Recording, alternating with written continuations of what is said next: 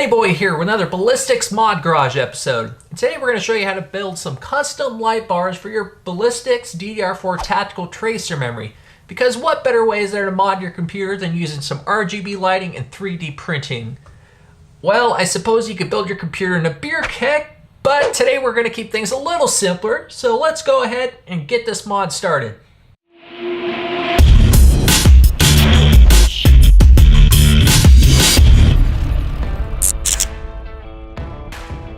The light bars come with a tracer memory. It's pretty cool, but let's see if we can be a little more creative with ours.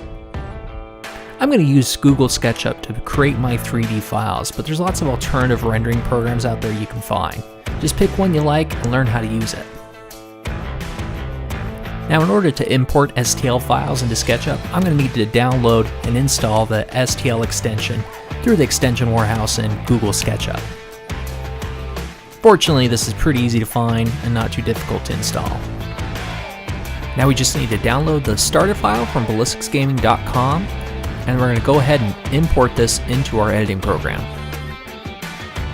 After you import the light bar, you might see some lines on it, and that's just artifacting from the import process, usually no big deal. Next, we're going to go ahead and head over to thingiverse.com, which is just an awesome depository of lots of different 3D printing files. Now for the project I had in mind, I was thinking of a city skyline across the memory flashing with different lights. I was thinking this is going to look pretty cool. Unfortunately, I found this awesome kit by J. Kirsten 22. It basically has a bunch of different skyscrapers from Chicago. Should fit my build pretty good. Now we're going to go ahead and import all these different buildings into the project, one by one. There's quite a few of them, so I'm just going to import all of them and stack them into one place. After I get all my pieces imported, I'm going to select them, and then I'm going to scale shrink them down so they're more appropriate size for the light bar. Now I'll go ahead and drag each building on the light bar and get them spaced out to the way I like. After I'm done making all my light bars, I'm going to go ahead and select one and go to Export STL. This will allow me to export the single light bar as an individual STL file to print. I'm going to go ahead and open our first STL file, and I'm just happening to use Repetier Host as my slicer. Obviously there's lots of programs out there, and you're just going to have to find one you like for your 3D printer. Now you may notice once you open up your STL file, it's going to ask you to repair it. This happens to be because basically the object isn't watertight. Thankfully Repetier Host gives us the option to fix that, which will help with printing. Now that our file doesn't have any holes in it, we're going to go ahead and get ready to slice it. Now, I've messed around with lots of different settings and what I think looks the best with lighting.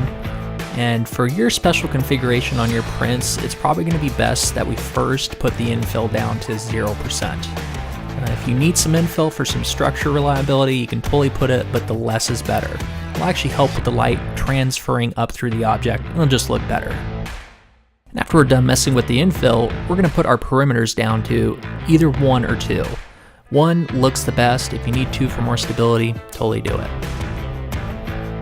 Something else that's really important is to make sure you have your print settings correct for the translucent PLA you're going to use. I had to do a lot of experimentation because it was very different from my white or black PLA.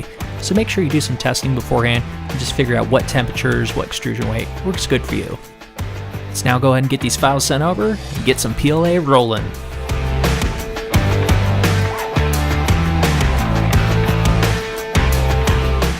Now that our print's done, first thing we're going to want to do is go ahead and remove any supports that we may have used.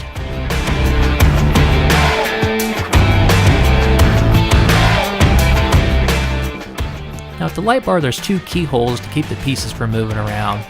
These don't print really well, so I found I had to pretty much drill them out to make them usable.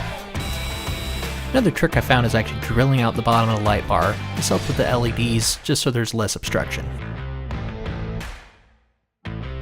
Now carefully with an X-Acto knife, we're going to go ahead and clean up our piece of any burrs and hairs. Now we need to go ahead and remove the existing light bars. We first need to pop out these little keys that are holding it in place. I found just using a small pen works really good to do this. After the keys are out, that bar should slide out nice and easy. We'll go ahead and slide our piece in, just to make sure it fits nice and good.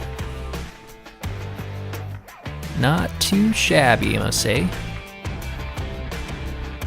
Now we'll go ahead and install our modules and get all our light bars slided into place. Oh yeah, it's not looking too bad at all. I think I'm gonna go ahead and name this Latent City. Get it? Latency? Ben, there's another bad pun. And I'll just go ahead and show myself out. Hope you guys enjoyed that build we did today. And if you think you can make any awesome light bars, make sure you stop by and share some of that with us on social media. We'd love to see any cool ideas you guys come up with. Well, until we mod again.